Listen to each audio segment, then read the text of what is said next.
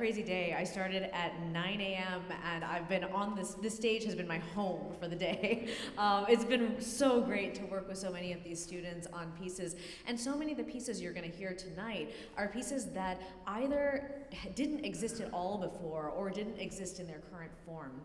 And one of the things that I think about really seriously as a composer is, and especially for all of you, especially if you're starting your journey in music, in those first years when you start playing piano or violin or cello, you'll play pieces by Mozart or by Bach, and they're the very early pieces that then prepare you to understand some of the bigger works as you get older.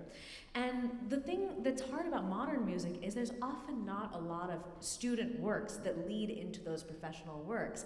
And I've always thought, well, you don't want someone to be, in their mid-20s and through a master's in music before they realize that they are composers that are alive and in the community. I want them to be just right at the beginning of their journey. So it was really a wonderful and fortuitous thing to be part of this initiative and to be the first living composer that's part of this initiative, because I so deeply care about working with young people and writing music for them. This has been an incredible day, and you're going to hear so many pieces that have been prepared just for this moment. So we'll start with Beheta Ja by the wonderful Jaden and Evie Shu.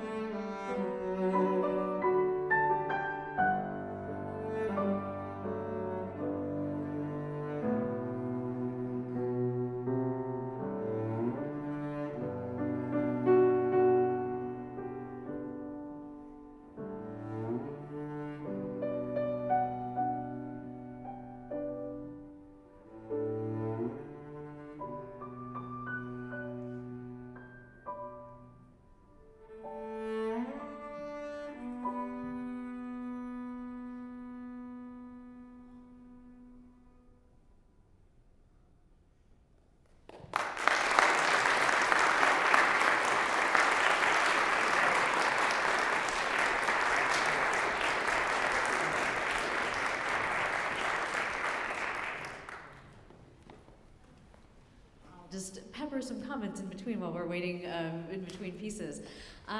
So a lot of my music works between the worlds of Indian and Western classical music, and a lot of the work you'll hear tonight, especially my work kind of after 2012, I would say, is very heavily influenced by Indian classical music. And so the piece that you just heard was actually in a raga. It's called Hamsatwani. And there are ways that you can actually make that rag sound more Western or more Indian. The next piece that you'll hear is also in a raga, and it's called Dhire Dhire. And the text is by an ancient saint poet named Kabir. And the text actually goes, it's translated as, little by little, everything comes into being. You can water seeds 1,000 times, but the fruit will only come in spring.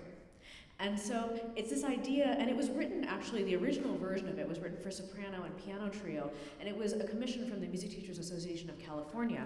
And so it was meant for young people. And so I was asking, what is a message that young people need to hear or that might want to internalize? And that message of patience, that message of like, things will come in the time that they come. You have such a long life to live with, hopefully you have such a long life to live, and that you'll be able to experience all those things if you're just patient, right? What's really interesting is the next performance you'll hear is Dale, who decided to perform this on trombone. I have never heard this played on trombone before. I've only ever heard it sung, but I will say it works exceptionally well. So here is Dale playing raga on trombone. This is Dhire Dhire.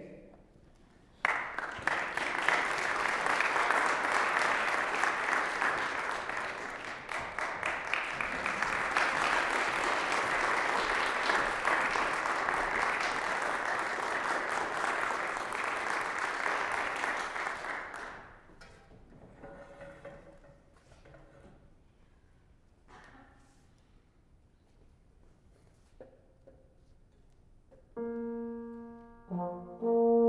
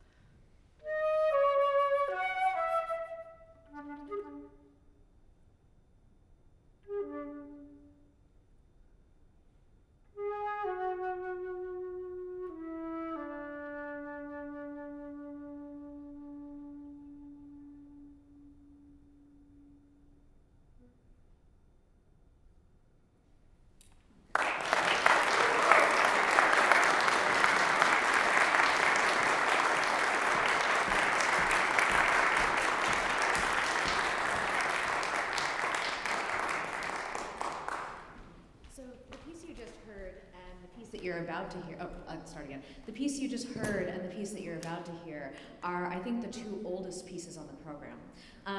The piece that Merritt just played, her student actually played it in a master class this morning, and it was the piece that I wrote when I was essentially 17 years old to get into my undergrad degree. It was because I had just decided I wanted to be a composer and to apply to schools for composition, and I didn't have even enough pieces that I had written to apply. So I was telling the story, my composition teacher basically said, okay, you're leaving for your college auditions on this day. The night before, I'm gonna hire this one flutist. He's gonna be sitting in the studio. Whatever you write that's what your piece is, and he's gonna play it and record it, and we're gonna send you off to New York. And at that point, I had only written a very couple of pieces, and I wrote it just in one evening when I was 17. And I didn't think that so many years later, people would still be playing this piece. It's just so wild to hear it again.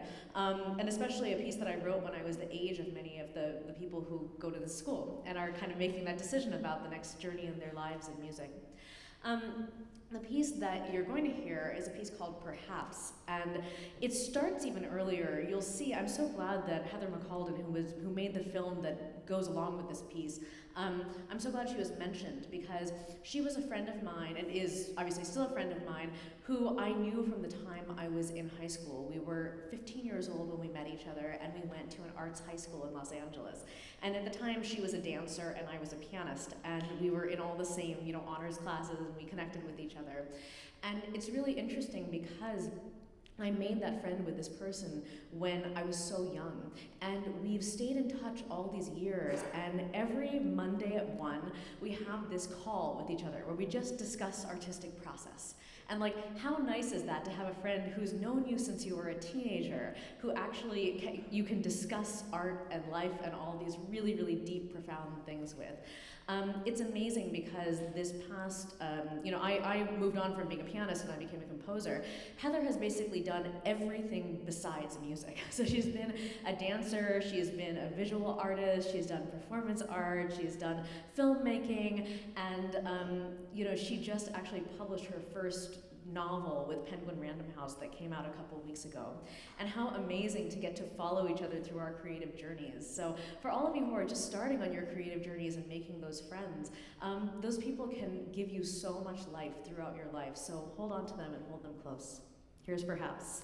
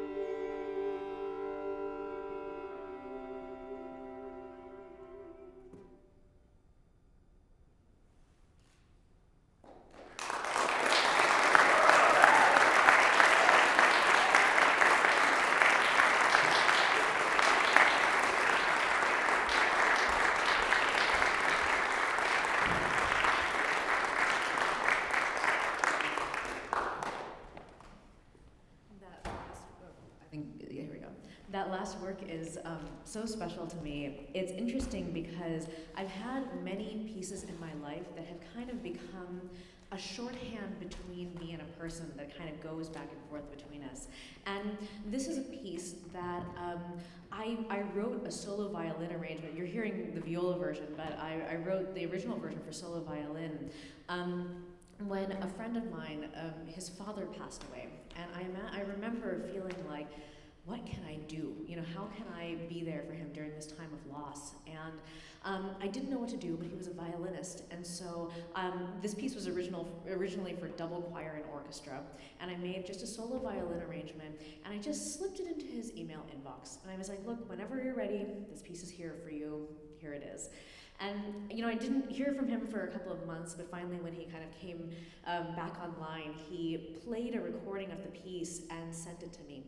And a few months later, I was defending my doctoral degree, and you know, I'm sure all of you know it's a very, very stressful thing. And I had to give a recital one night, and then the next morning I had to sit orals.